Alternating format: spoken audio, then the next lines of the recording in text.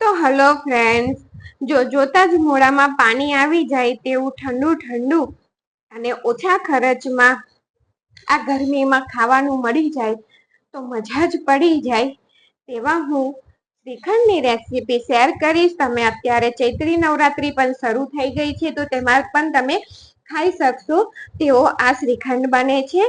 તો તેની માટે મેં અહીંયા તૈયાર જે પેકેટમાં દહીં આવે છે ડેરીનું તે જ લીધું છે. 2 કપ દહીં લીધું છે અને દહીં ખાટું ના હોય તેનું તમારે ધ્યાન રાખવાનું. અને અહીંયા મેં એક તપેલી લીધી છે અને તેની ઉપર કાનાવાળી જાળી રાખી દીધી છે અને તેની ઉપર કોટનનો કોઈ પણ કકડો તમારે રાખી દેવાનો. આમાં આપણે કોઈ કોર્નફ્લોર નહીં ઉમેરીએ એટલે તમે તેને વ્રતમાં પણ ખાઈ શકશો. અત્યારે ચૈત્રી નવરાત્રી એમ પણ ચાલુ છે, શરૂ થઈ ગઈ છે. તો બધું દહીં આ કાનાવાળા ટોપાની અંદર આપણે એટલે જે કકડો રાખ્યો છે કાનાવાળો ટોપાની ઉપર રૂમાલ તેની અંદર લઈ લેવાનું છે અને બધી બાજુથી સરસ રીતે આ રૂમાલને પકડી લેવાનું કે દહીં ઢળે નહીં. અને તેને હાથેથી આ રીતે પ્રેસ કરવાનું એટલે બધું પાણી હાથથી જેટલું નીકળાય તેટલું બધું પાણી આપણે કાઢી લેવાનું છે. તો જો આટલું પાણી નીકળ્યું છે અને તો તેને આપણે બીજા વાસણમાં કાઢી રહીએ અને તે જ તપેલી તે જ કાનાવાળો ટોપો લીધો છે અને તેની અંદર દહીંના મસ્કાની પોટલીને આ રીતે ગોલ વાળી અને મૂકી દેવાની છે અને તેની ઉપર વજન મૂકી દેવાનું છે એટલે દહીંની અંદર હજુ પાણી રહેલું છે તે પાણી બધું નીકળી જાય અને એક થીક પનીર જેવો મસ્કો આપણો બની અને તૈયાર થઈ જાય. અને આ વજન સાથે જ નીચે તપેલીની સાથે જ આપણે બધી વસ્તુને ફ્રીજમાં 5 કલાક માટે રહેવા દેવાની છે. આવું કરવાથી દહીં બહાર રાખવાથી દહીં ખાટું થઈ જાય છે. આપણે ફ્રીજમાં રાખીશું ને તો દહીં બિલકુલ ખાટું નહીં થાય. તો જો 5 કલાક પછી મેં કાઢી લીધું છે અને જે વધારાનું પાણી હતું ને તે પણ નીચે તપેલીમાં નીકળી ગયું છે. હવે આ મસ્કાને આપણે એક વાસણમાં લઈ લઈશું અને મેં આ જે મેઝરિંગ કપ આવે ને તેનાથી 2 કપ દહીં લીધું છે.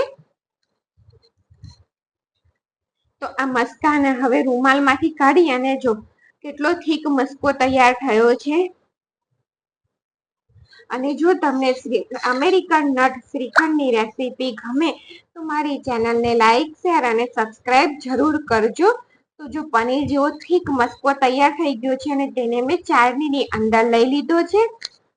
તેની અંદર 1 ટેબલ સ્પૂન મિલ્ક પાવડર ઉમેરવાનો છે અને મિલ્ક પાવડર ના ઉમેરવો હોય તમારે તો ઘરની મલાઈ આ સમયે ઉમેરી દેવાની.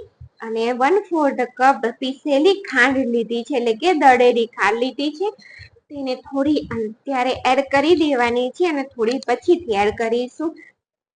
બધી વસ્તુને સરસ રીતે મિક્સ કરતા જઈ અને દહીંના મસ્કાને ચાળી લેવાનો છે. આ પ્રોસેસ કરવો એ જરૂરી છે જેનાથી આપણા શ્રીખંડનું ટેક્સચર એકદમ ક્રીમી તૈયાર થશે. તો જેમ જેમ તમે ચાળશો ને એમ આ રીતે નીચે દહીંનો મસ્કો આવતો જશે. જો આ વિડીયોને લીધે મેં તમને ચમચાથી બતાવ્યું છે, નહીતર તમારે સીધું હાથથી જ સરસ રીતે તમારે દહીંના મસ્કાને હલાવવાનો એટલે નીચે એકદમ સરસ અને ઝડપથી આ પ્રોસેસ થઈ જશે.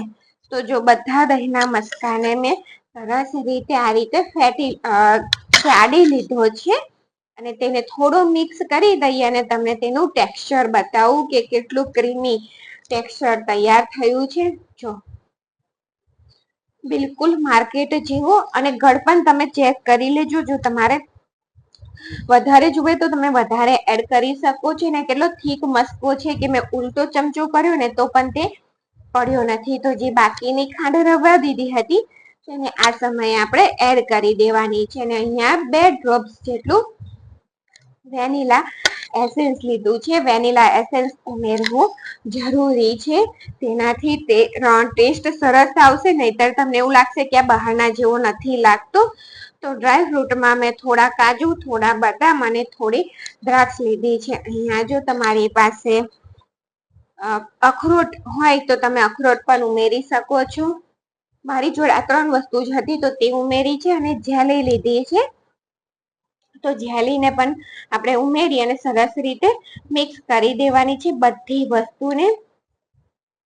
અહીંયા તમે પિસ્તા પણ લઈ શકો છો, અંજીર પણ લઈ શકો છો. તમને જે ડ્રાયફ્રૂટ ભાવતા હોય તે બધા તમે લઈ શકો છો. તો જો બધી વસ્તુ સરસ રીતે મિક્સ થઈ ગઈ છે તો હવે આપણે તેની અંદર ચોકો ચિપ્સ ઉમેરી દઈશું. તો આ ચોકો ચિપ્સ મેં ઘરે જ પાડી છે. અમેરિકન નટ્સમાં આપણે બહારથી લાવતા હોય છે ને તેમાં ચોકો ચિપ્સ હોય જ છે. તો આપણું હેલ્ધી, ટેસ્ટી અને ગરમીમાં ઠંડુ ઠંડુ શ્રીખંડ બની અને તૈયાર થઈ ગયું છે. તેનું લુક તમે જોઈ શકો છો કે બહારના જેવું જ આવ્યું છે. તો થેન્ક યુ ફોર વોચિંગ.